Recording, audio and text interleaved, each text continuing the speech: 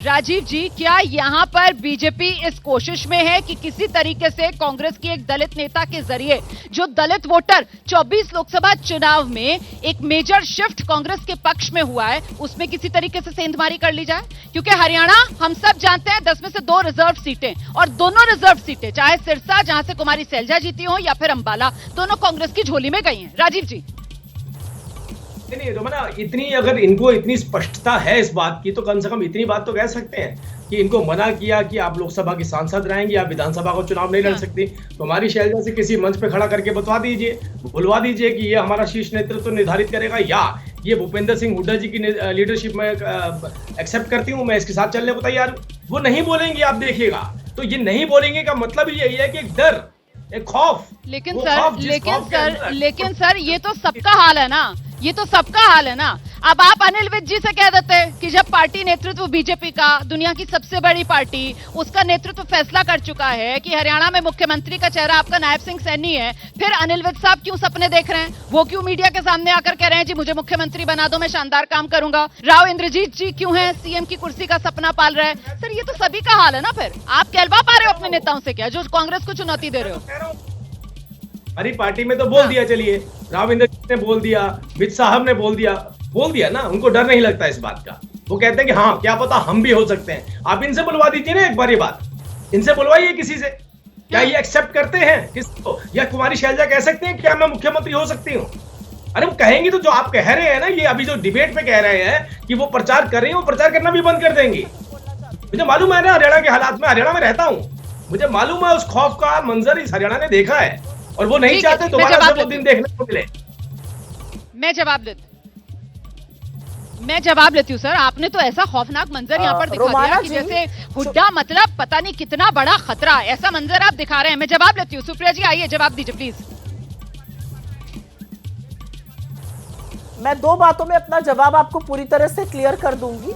इतना ही अच्छा आपने हरियाणा 10 साल में बना दिया था, तो चुनाव के ऐन पहले मुख्यमंत्री, उप मुख्यमंत्री, भाजपा का अध्यक्ष सब क्यों बदलना पड़ा आपको? आज असलियत यह है कि खट्टर जी को, जिसको वो भूले नहीं है हरियाणा वाले, उनकी जगह पोस्टर पर भी नहीं है और मंच पर भी नहीं है। हरियाणा को तो आप इस कगार पर ले आए, मेरा मुंह मत खुलवाइए।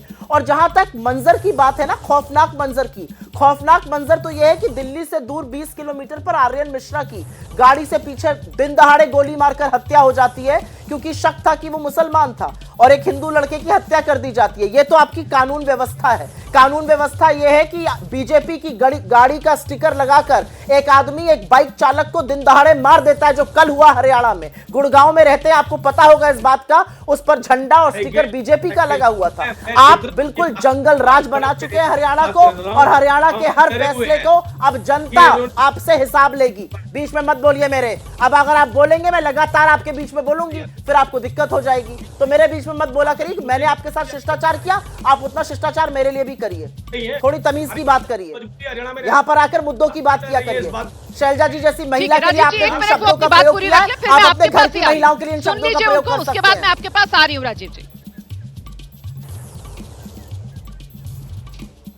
मैं सिर्फ यहाँ पे ये कहना चाहती हूँ कि जो नजारा, जो बिल्कुल कानून व्यवस्था को ध्वस्त होते हुए हरियाणा ने देखा है, बेरोजगारी को देखा है, किसानों के आत्मसम्मान को रौंदते हुए देखा है, पहलवानों को बिल्कुल वहां पर निस्तो नाबूद करवाते हुए देखा है, हरियाणा जवाब देगा आपको। लेकिन जिन शब्दों का प्रयोग आपने मेरी नेत्री शैलजा जी के लिए किया है वो गलत है, वो अस्वीकार्य है, मुझे उस पर आपत्ति है। ऐसे शब्द आप अपने घर की महिलाओं के लिए नहीं बोल सकते जिस तरह से आपने शैलजा जी के लिए बोला है। शर्म आनी चाहिए। दलित समाज इसका आपको सूद समेत जवाब देगा। मैं राजीव जी का आप कर रही हूँ खिलाफ कहा कैसा? ठीक है, मैं राजीव जी का रुख कर रही हूँ।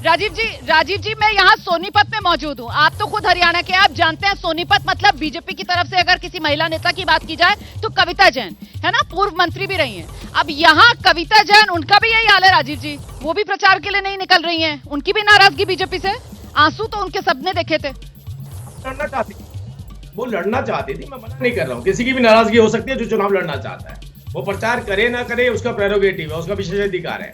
हमने उनसे अपील कराया और उसके बाद देखा वो भारतीय जनता पार्टी के बैनर के नीचे उन्होंने बैठकर बकायदा इस बात को एक्सेप्ट किया कि मैं भारतीय जनता पार्टी के साथ। लेकिन अब इन्हीं की पार्टी की बात करिए, इन्हीं की पार्टी की नेत्री हमारे एक फरीदाबाद बल्लभगढ़ से आती है, उनको इन्होंने टिकट नहीं लगता है? नहीं दी, अरे आपकी नहीं विधायक दी, होने तो वाली क्या है, वजह अपनी थी ना चिंता देने करिए की? थोड़ी। तो चुनाव लड़िए, मना ठीक है सुप्रिया जी, प्लीज सुन लीजिए सुप्रिया जी, अब आप प्लीज सुन लीजिए, मैं दोबारा आपके पास आ जाऊंगी। ठीक है राजीव जी, अपनी बात पूरी कीजिए, फिर मैं आ रही हूँ सुप्रिया जी। राजीव जी, ठीक है कि हमारे तो सभी नेता मानता है, मैक्सिमम नेताओं ने भारतीय जनता पार्टी जिंदाबाद के साथ बात लड़ी रहे हैं। पूरे हरियाणा में जाकर के देखिए किस लेवल पर लड़ रहे हैं। और हम ये नहीं कर रहे लड़ रहे, इल्जाम लगा रहे हैं, बकायदा इस बात के इल्जाम लगाए जा रहे हैं कि उनकी टिकट क्यों काटी गई है। खैर मुझे मतलब नहीं है इस बात से कि कांग्रेस पार्टी किसको टिकट देती है, किसको नहीं देती। जैसे ही घड़ी का काटा दोपहर 2:30 पे आए, बबीता जी का दिल सास बहू साजिश के लिए मचल जाए।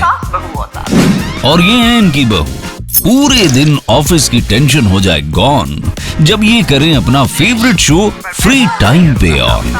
इनकी तरह आप भी देखिए अपना फेवरेट शो अपने टाइम पर और डाउनलोड कीजिए एबीपी लाइव ऐप अपने स्मार्ट टीवी पर।